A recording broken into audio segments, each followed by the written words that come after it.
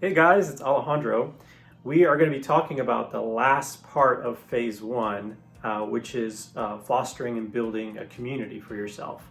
For some of you, this is going to be a very fun part of this phase because if you're kind of an extrovert, you're going to be able to go out and meet a lot of people and do all these kind of marketing events and stuff like that. But if you're kind of an introvert, this might be a little bit of a struggle. So just know that as we go into it, but it's super important that you guys understand why this particular part of the phase is so important to helping you transition to the beginning of phase two. One really important thing you guys have to remember as you make this transition from building all this inventory and learning your skill set and really diving into, I guess what we would call like the soul of an artist, is the transition and going from a hobby sort of mentality to now moving toward a business mentality.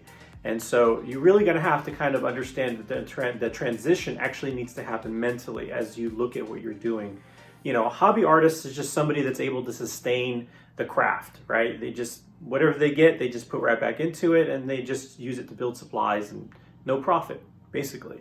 A professional artist that's running a business is going to be looking at the business a little bit more differently. So now that we're getting into this, pushing you into phase two, start thinking about what you're doing as not only the creative side, but also the business side.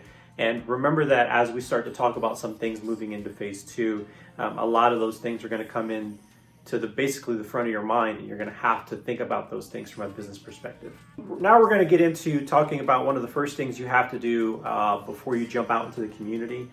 You've got all this inventory, really great work, more than 100 pieces of work, right?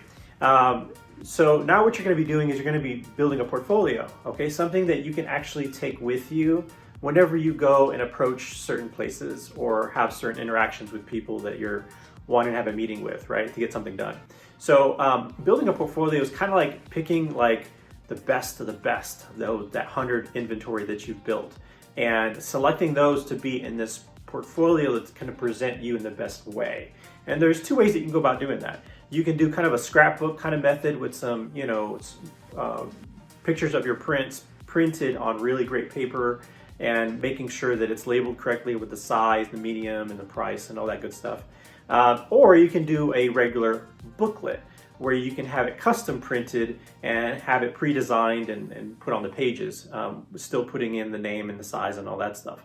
So those are really two good ways that you can build this portfolio so that now that you're getting out, you can start presenting that to people so that they can see what your work is about. Not just going out and giving a business card, but actually having something physical that you can show and immediately they can see your work without them having to get their phone out and then find you on Instagram, right? So think about that as you're moving forward now into this phase, is looking at both of those options and see what the costs are for you and see which one might be the best one for you. All right, so let's talk about pricing. It's one of the biggest questions that artists have when they're getting going and wanting to start to sell their work. And it's okay if you've heard a lot of different things in the past. This is just going to be my personal advice with how I've experienced pricing my work. And I made mistakes and I've corrected those mistakes over time. So I want to teach you that. But if you've heard anything else, just kind of add this to your list of things that you want to look into and see if it works for you. So pricing, let me just say this first. When you're thinking about pricing, you can't just pick any price that you've seen online or in some place you visited or what you remember. You can't do pricing that way. Your pricing is always going to be based on your local market. So every product is going to be priced at some sort of market level. For you, it's your local market. For Walmart, it's the national market or international market, but there's a market for everything, okay? So yours is in the local market. And the reason that's important is because you need to be taking a look at what type of artwork are in your market right now, meaning what kind of artists are selling artwork in your market currently, and which one of those you kind of resemble most like close to, not necessarily like exactly. I mean, you guys may be painting maybe landscapes, but they're done differently. It doesn't matter, but if you're along the same kind of theme and around the same kind of level or time period in your art career, meaning at the beginning, take a look at what their prices are like, see if they're selling quite a bit on their social media, and then kind of put a little tick mark next to that and take a look at how many of those you're kind of close to, and if those prices, what they're like. There might be low prices, there might be very, very high prices. The reason why you do that is because you want to be in the middle. That's the whole reason why you go through that whole process. You want to be in the middle of those prices, because if you go too low, it'll seem like you're competing on prices and you're not going to make any profit, right? You're going to barely make any money. If you go too high, then you can actually scare people out of purchasing your artwork that don't know you yet, and you want people to get to know you.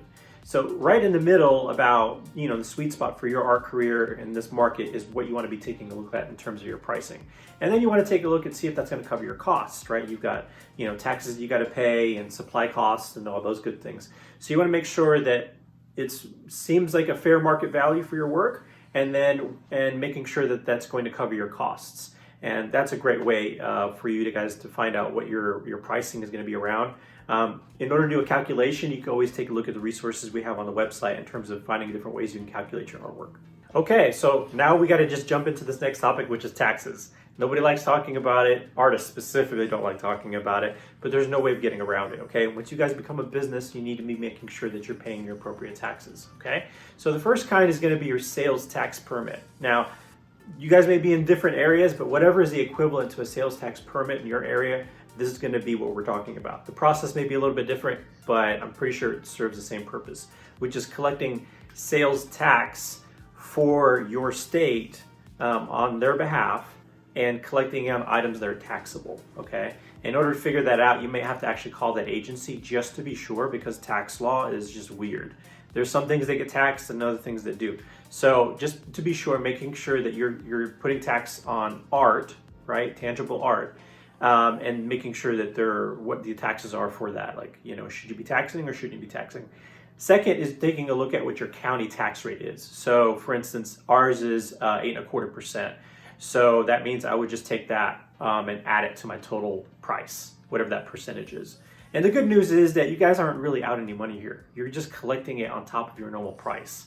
So the money that you collect, that little extra that's tax money, it's not even yours really. It's not even part of the process of your painting. So don't be scared and thinking that you have to give something up. You don't. Okay, you're just collecting on behalf of the state, and then you pay the state that amount, whatever the total is, every month or every quarter, just depending on how much your revenue is for that time period. And the other thing I want to talk about is income tax. So, in the United States, if you make more than, I believe, $600 in a year off of what you're selling, then you should be paying income tax on that. And that's the time frame whenever you should be taking a look at making those adjustments to your, starting your business, is making sure you're paying attention to how much money's coming in and then how much is going out during that time period, because you want to be able to get deductions off of your revenue based on how much you paid in expenses. So think about those little things as you're thinking about taxes. If you have more questions, be sure to take a look at your local tax office and ask them questions about what you need to be doing. And the IRS always has a 1-800 number, so you could always call them as well to ask some more specific questions. If you have some questions for me, feel free to shoot them my way, but I could probably only answer questions for people in Texas, since that's kind of what I'm more well versed on. So anyway, try your luck out there, and if not, just give me a holler. So now we're going to be talking about building an online presence. The equivalent to that is basically just a website and social media. That's what we're going to be kind of addressing right now. But let's talk about why and how you should be using them. Okay. First of all, I like the idea of reverse engineering how you're going to build an online presence. And if you think about social media, really you want to be pointing them from social media to a website. And so that's where you should begin. Now, when you're thinking about a website, you may have probably heard people selling their artwork online. There are options for that whenever you're choosing a website, and we have a list of those websites on the blog. So if you want to take a look at which ones we've worked with ourselves, Shelby and I, you can actually take a look at that list. But when you're choosing your website, you should just be the basic plan, just to make sure that you have ownership of the domain and you have the ability to design the website the way you want. Don't go the step further and get the e-commerce solution, which is where you can sell your artwork online. That's going too far ahead. That's too many steps ahead. We really just want to help you build a good presence so that when anybody finds you online, they can go back and see a well-polished, well-organized website that really shows your work in the best light. So remember to consider that, all right? And now what we're going to do is probably recommend you starting a social media platform, an account. And obviously that doesn't mean just one social media, there's several, okay? You're gonna be taking a look at Facebook, Instagram, YouTube, TikTok, LinkedIn, and Google My Business, right? And if you kind of want a breakdown of what those are, what they're for, you can always take a look on our blog, and there's a little bit of a breakdown of what they are. So we'll provide a link in the description just so you can have a direct link to it so you don't have to go looking for it. So when you get on social media, you're going to be very tempted to probably sell, and that shouldn't be your goal for getting on social media. Getting on social media should be to share all the content that you guys archived when you were building your inventory. Now that you have all that saved up, now it's a great time for you to show that off on social media. And it's also a great opportunity for you to learn the platforms themselves, because you definitely want to be running them from a business account. And most of those platforms have the ability for you to do that. In terms of posting, we do have kind of a posting recommendation on the blog if you want to take a look at it. But generally, it's going to be 1 to 2 times a day and 1 to 2 times a week for YouTube, all right? But on the other social media platforms, it's 1 to 2 times a day. And for more information about that, you guys can check up on our blog. So just remember, don't try and sell on social media. Right now, you want to just be connecting with people online and making sure you're using appropriate hashtags, but just to connect, right? Just showing off the content and building a story of what you guys are doing, and also have another secondary digital portfolio that can be really easily found, like on Instagram. So that's it. That's why you're going to be getting onto social media and building your online presence with your website. And now what we're going to get a chance to talk to is talking about getting into local venues and getting local events. So let's talk about your niche or niche, however you guys want to pronounce it. You guys have heard this term before. And the reason why we want to talk about this is because a lot of artists think that they need to be selling to the mass market, meaning you need to be looking for everybody to buy your work. And that kind of attitude kind of devalues your work sometimes whenever you're trying to push it to everybody. And it can make you lose track of the way you create, because what happens to a lot of artists is they get out there with their own kind of unique selves in the way they create, and then they start getting commission work for more popular subjects. And then you start painting for that reason, which is to appeal to the mass market. You don't want to do that, okay? The reason why you want to appeal to your niche, meaning your specific group of customers that are going to love what you do, follow you, buy from your work, and invest in you. Those kind of people are early adopters of new ideas, and they're looking for innovative things that are rare and not ever seen before. And so those kind of people they're not price sensitive like the mass market. The mass market's got full of different types of people that buy at different prices. You don't want the mass market. You want people that aren't very price sensitive, so that means they're willing to purchase at a higher price. So that's the reason why you want to start taking a look at your niche. And in order for you to reach them, you're going to have to be in local venues. And think of it this way, all right? You have a better chance of getting in front of your niche if you start looking at it from like a lake, all right? Think of it like a lake with a bunch of fish, all right? Let's say that there's 100 fish in this lake, but you know that if you go and fish there, you're probably going to find your person, but you don't know exactly where they are, what they look like, because you can't see beneath the lake, right? So you got to throw your fishing pole with a lure, and hopefully you catch the one that you want to bring in. So the idea is that you want to put yourself in that kind of position where you are fishing in that 100 fish lake, and you have an opportunity to possibly get maybe 2 or 3 fish out of that 100. And that's what your goal is. But you can't do that from home, right? You actually have to go out and actually put your artwork in front of folks. So now the idea is, how do we multiply that? How do we change it from just one fishing pole in one lake and multiply that out? Well, that's why going into different local venues is going to help you. Some venues will bring in 100, some 50, some more than that. And the idea is that for every 100, you're getting 2 or 3. Well, if we multiply that by maybe 7 or 8 venues, you can see that now that 2 or 3 has been multiplied by the exact same factor.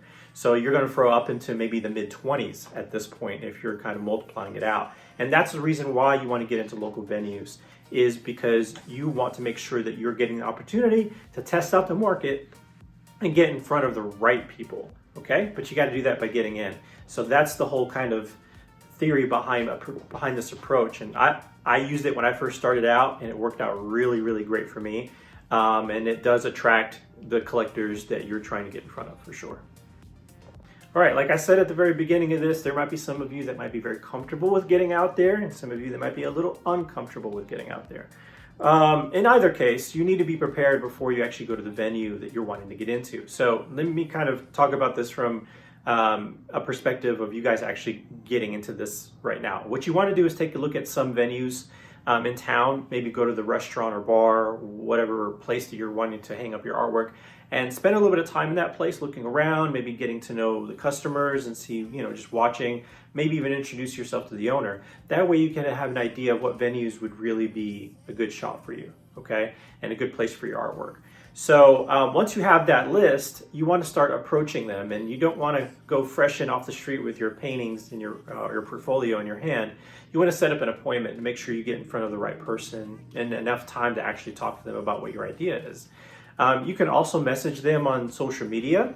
There's a lot of people that prefer that kind of communication now. Just make sure that the social media is well polished, the messages, and it's got a good representation of pictures that you show them of your artwork, right? Make sure that's not the pictures of you're taking over it, while it's sitting on your couch. You don't want that. Remember, we're using the archive of photos and videos that you got early on that look very professional, well polished, and that way you can send it to them.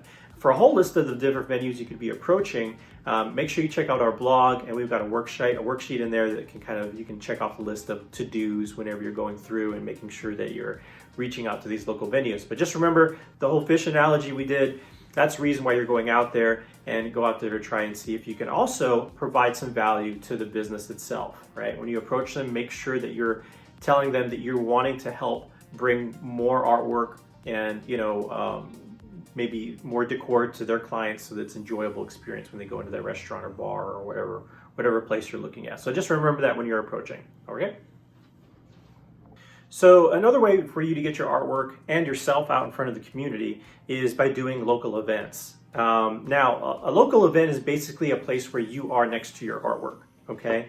The reason why that's important is because you want to be able to meet the people, get a chance to talk to them, make sure that they can see you.